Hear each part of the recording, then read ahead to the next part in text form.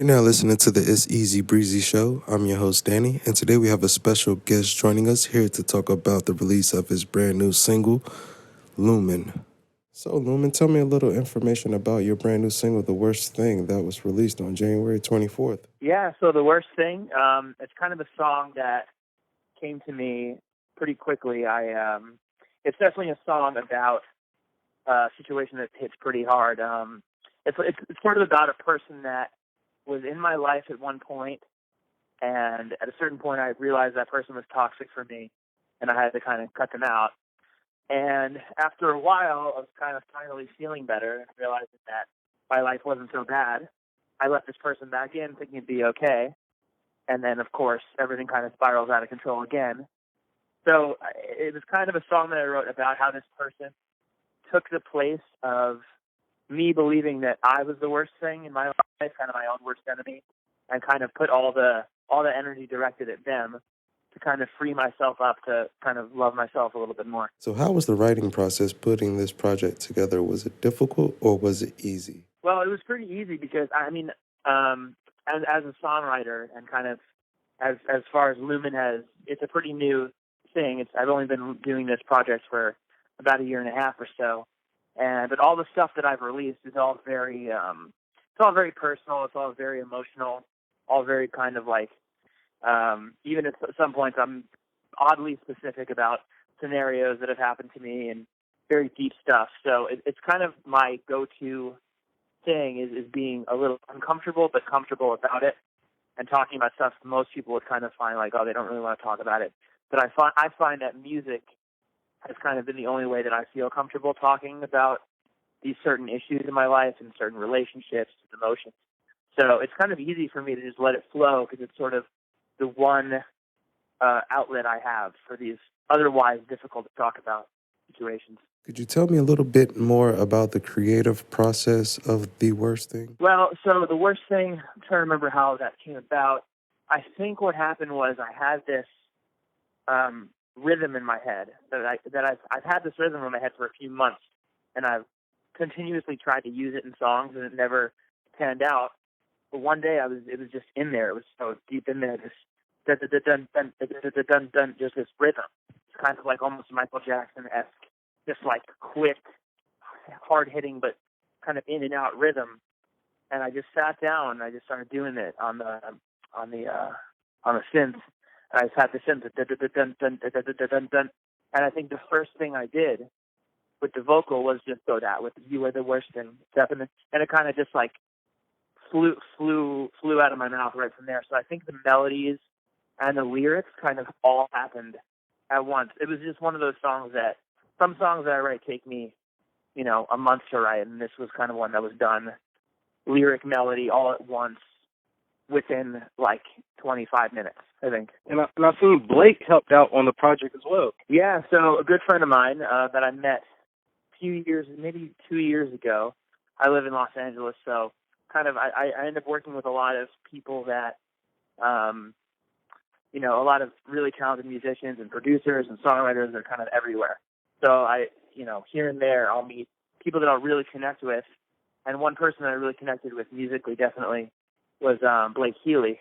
So Blake was in the band Metro Station, and he was kind of one of the main songwriter producers of Metro Station. I think he might have been the main producer for sure. And so when I wrote this song, I kind of had this demo, and I thought, man, I was like, man, this kind of sounds like if Michael Jackson and Metro Station had a baby in 2000. I think I wrote it in 2019. So in 2019, and then I put my flavor on it. So I was like, let me see if Blake would be willing to produce it. So I just sent him the idea, and he was like, within the week, he had like a fully produced version sent back, and I heard it, and I was like, this is exactly what I kind of envisioned in my mind when I sent it to him in the first place. So he just kind of took it and ran with it, and I love what he did. Was there any difference in the approach with this single versus your previous singles? Yeah, I think this one is a little more synth pop, a little more fun, a little more just like groovy, I guess. Because I think a lot of my other stuff or my last two singles. One was I Don't Want to Feel, IDWF, which was kind of like, had like a mumbatone kind of beat. It was like emo mumbatone, which is, I always like to kind of combine elements that you wouldn't think to combine.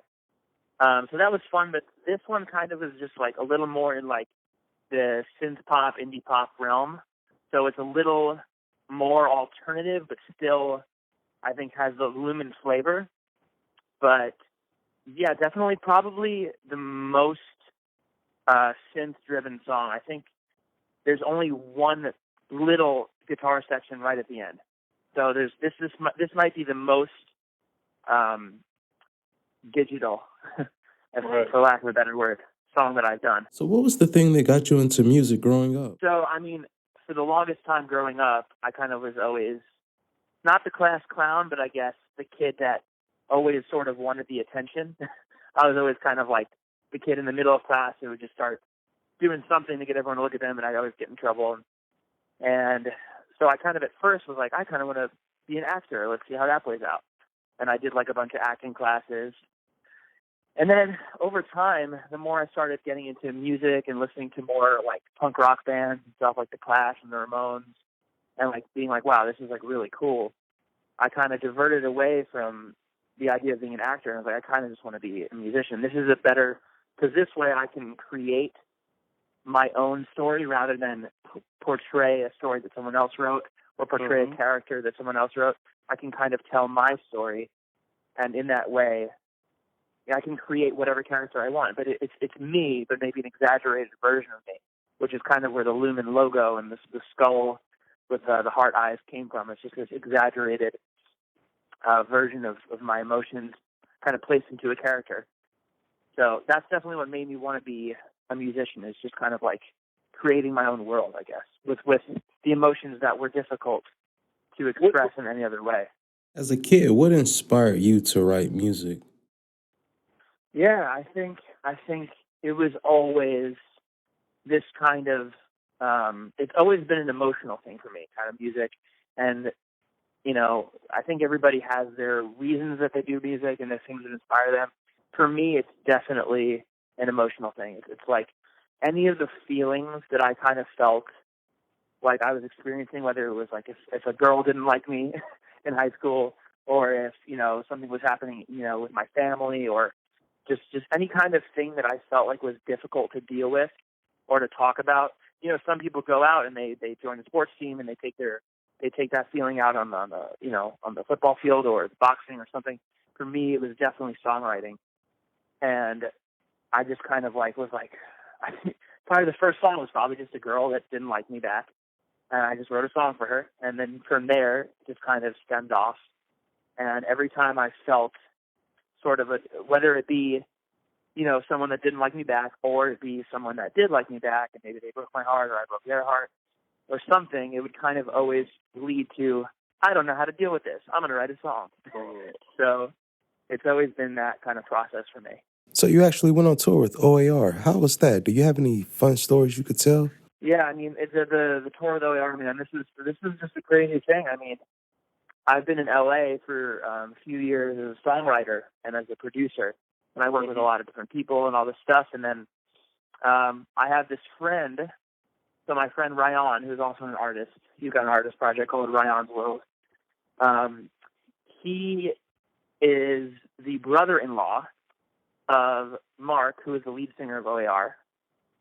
So I was doing Lumin, and, you know, Ryan, my friend, is a big supporter of Lumin, and he always, you know, tells people about me and all this and that. So I think one day OAR was like coming to town, and I think they were on tour with Train at the time, and maybe the Hollywood Bowl. And so my buddy brings me, you know, and he's like, oh, so I get to go backstage. I meet Mark from OAR, and Ryan's like, hey, this is my buddy Lumin. He's an artist. I think you'd really like him. And Mark was like, yeah, cool, man. Like, you know, awesome. Like, cool. Like, you know, and here's my brother-in-law's friend who's a musician. Cool. And, you know, we had a good time. We became friends, and that was that. And then I think 1 year later, almost exactly to the day, they were on tour here again. And he was like, oh, yeah, I remember you, Lumin, right? I was like, yeah. Like, cool, man. Like, yeah, like, you know, you're still friends with my brother. You know, you might be a cool guy. I'm like, yeah.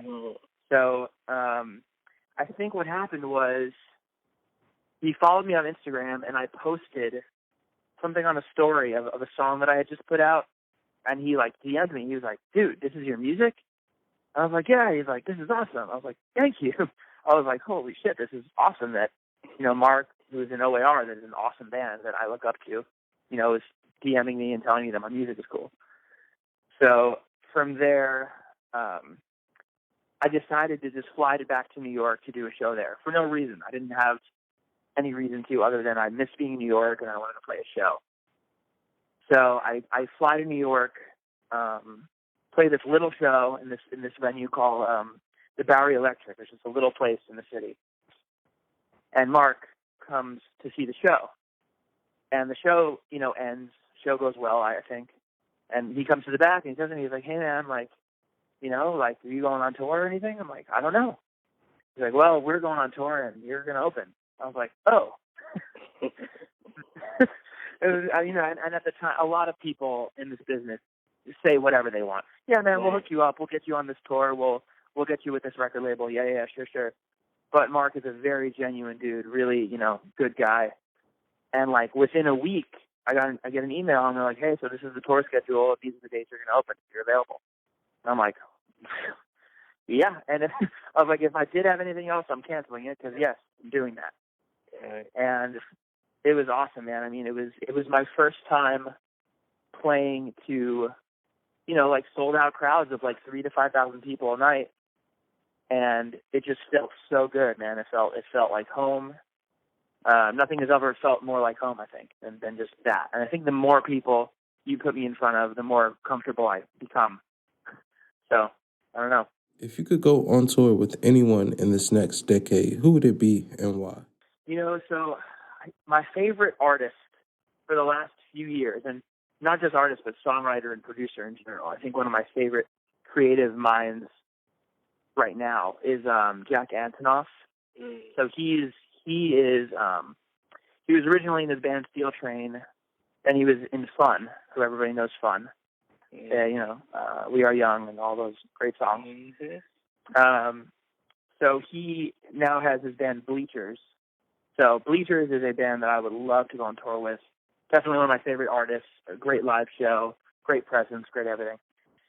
Other than him and Bleachers, I don't know. I mean, there's plenty of great artists that I would love to tour with. Have you been able to get out and perform The Worst Thing? And if so, what has the reaction been from the crowd?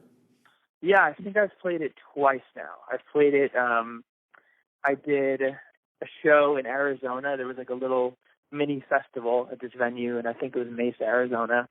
And then I put on my own Hell-O-Ween show, which was really fun. Yeah. It was called Lumin's Bloody Hell-O-Ween. What was that? Because my last single was called Bloody Hell, so I was like, hey, wordplay, Bloody Hell-O-Ween. At this club called Boardners, right in Hollywood.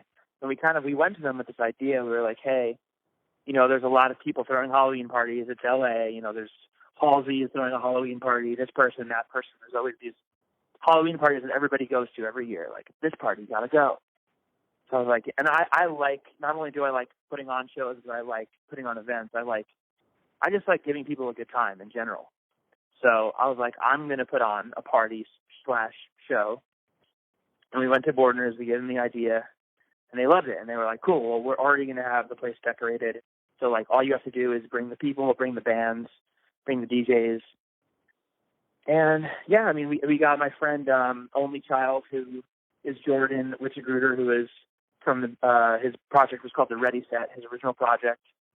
Now he's at his project Only Child, which is awesome. And then my other friend, Kappa.